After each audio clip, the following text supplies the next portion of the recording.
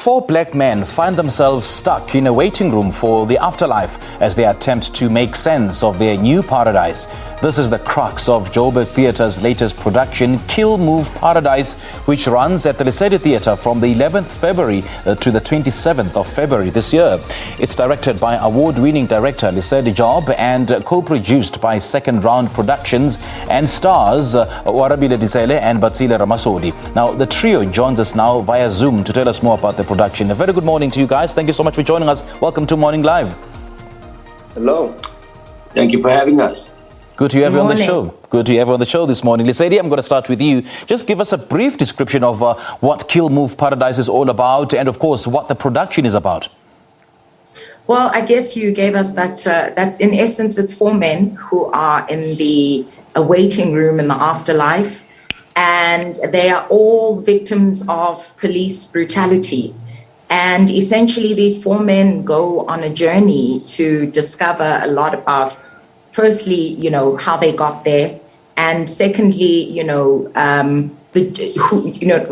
how they've been affected by the great American society as these black men. Now, Oarabile, we just heard Lesedi there giving us or outlining the storyline for us. Now, speak to us about your character and what went into preparing for this role.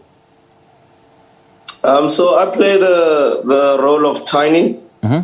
Tiny is a 15-year-old kid, who's quite smart, but then the environment that he lives in is not one that nurtures his ability to be smart or his education level. So he aspires to be one of the guys, to exude a male bravado. And then when I was going into this character, I'm not very tiny or very young, so I had to really tap into the history or the DNA of all the kids that have gone down because of killings in America. You look at Emmett Till, you look at Tamir Price, so all the kid who had a gun, a toy gun, and then he took off the orange cap, and then he was shot down because police thought it was a real gun. So I really had to tap into their legacy and what they stood for, and just use my body to tell their story. And that was the kind of process that I went through, to just be authentic and to be real, and to say that this is a story that many kids in America are probably going to face.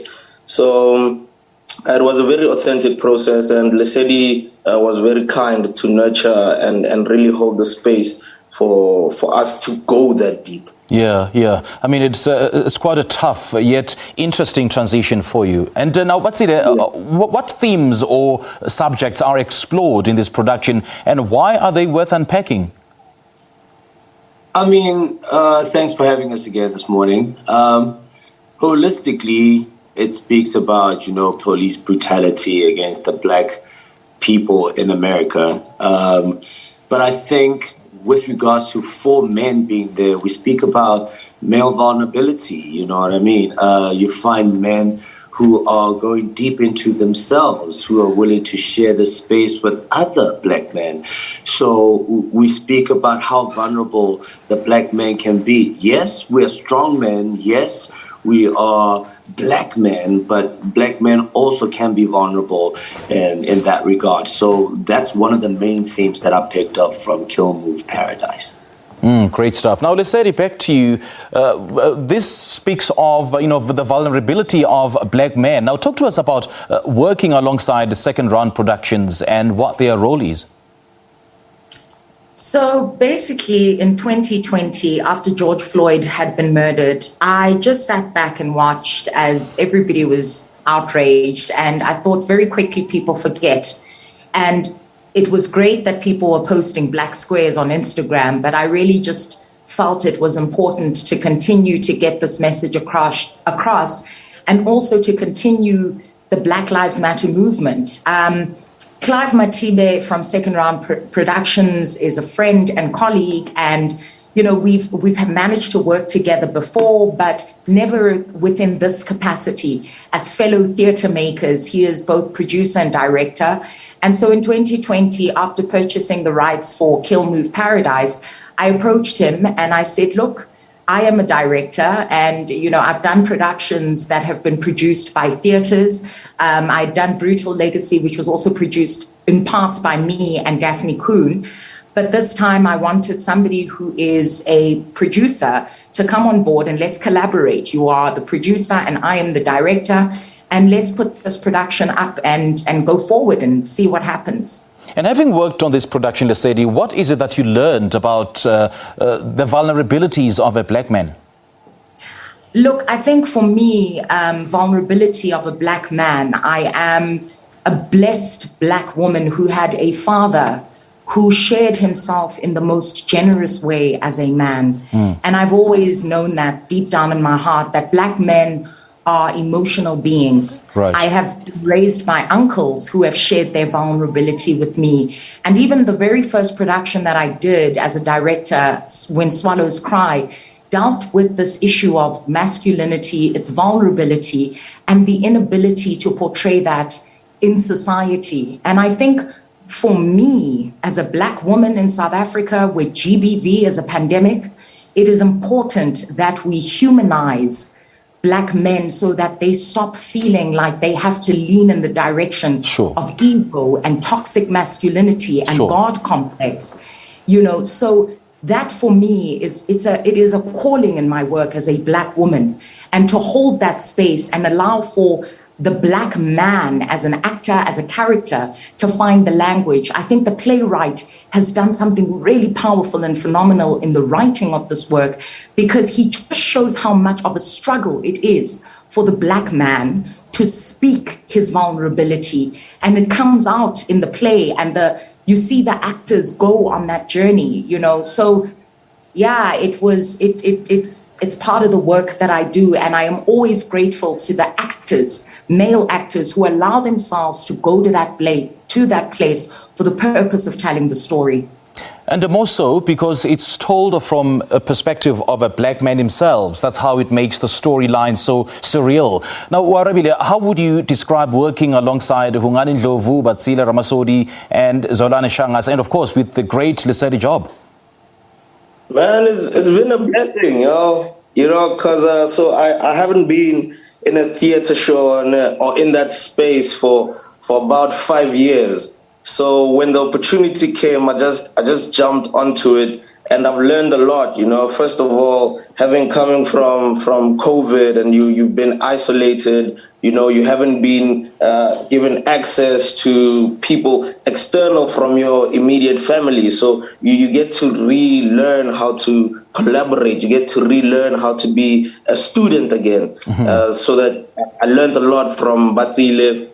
Very calm guy, very giving guy. Zolani Shangas, a very high energy, and he's responsible for the bodies that we have right now. I was quite a chubby guy coming in, but now I'm getting lean. Hungani Ndlovu. True, man. Hungani Ndlovu as well. Who's just very giving as well, and very considerate. And then having Lesedi to really nurture you into a safe space, because what many people don't understand is that the work that actors do is actually quite deep, and it's quite heavy, and you give your body and you give your soul to these stories that need to be told. And sometimes you can go into really dark places as you do that. So there's a lot of caution around your mental health and where are you? Are you okay? Are you safe? So it was a very beautiful process coming into this show. Indeed. Now, Batsile, without giving much away, just talk to us about this new paradise that these four men find themselves in. Well, I wouldn't call it a paradise. I would call it a waiting space to paradise. Okay. So it's a place where they explore themselves, they explore their feelings, they explore their separation from each other as black people, and eventually find themselves again as brothers. That's without giving it away.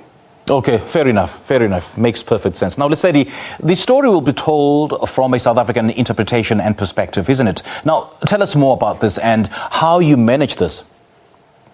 Well, I mean, I always go the South African interpretation. It's South African actors playing African American characters. The beauty about this play is that it is set in a waiting room, which then means we are not in America, we're not in South Africa, we're somewhere in the middle of nowhere. And so that allowed for us, for me, the sound designer specifically, choreographer, to find the things within the story that are parallels, that connect us to this thing that is the African American identity. Because African Americans, their heritage is from the African continent, So that is how we are tackling this from a South African perspective, but also the movement of Black Lives Matter, the issues around being a Black person in a society where you are not recognized, where there are obstacles that are set in front of you. That is a universal thing for the Black identity, and hence we sit celebrating Black History Month. There is a global Black experience that whether you're in America, whether you're in London, whether you're in Germany, by virtue of the fact that you are Black, there are certain things that you experience that are an oppression, that are a struggle. And this is what this play looks at. And this is really what Black Lives Matter movement is about. Lesedi, this being, produced from a South African perspective and interpretation, but it certainly does have a global appeal. I mean, Black Lives Matter is a global initiative or a global concept, as it were. But do you think that Black people will be given a voice through this? Will Black voices be amplified as a result of this production? Absolutely. I think as I keep watching this work, as I keep hearing the things that are being said, there are so many. We've not allowed ourselves to be heard as much as we deserve to be heard as Black people. And this is what this play does. You have these men who are sitting and they keep looking back and they're addressing an audience and they are struggling with something and they are stuck and they are in a fight. And that is the literal of what they're going through. But it represents this experience of a Black person where you go, I live within a space, a society, a community that makes it hard to be me. I am not seen in the ways that I need to be seen. I am not represented nearly enough in the way that I deserve to be represented. And as much as I may stand with a certain level of freedom and liberation because slavery is over, apartheid is over, I still struggle because what has happened to me. Okay. Oh, gosh. All right, we lost Lesedi, but a great chat there, great conversation we've had. Thanks to you, Lesedi, thanks to you, Oarabile, and as well as you, Batsile. It's been an absolute pleasure chatting to you three this morning. Thank you. Thank you so much for having us. All right, that was director Lesedi Job, and with him were actors Oarabile, Ditsele and Batsile Ramasodi. Kill Move Paradise runs at the Lesedi Theatre at Joburg Theatre from the 11th to the 27th of February this year.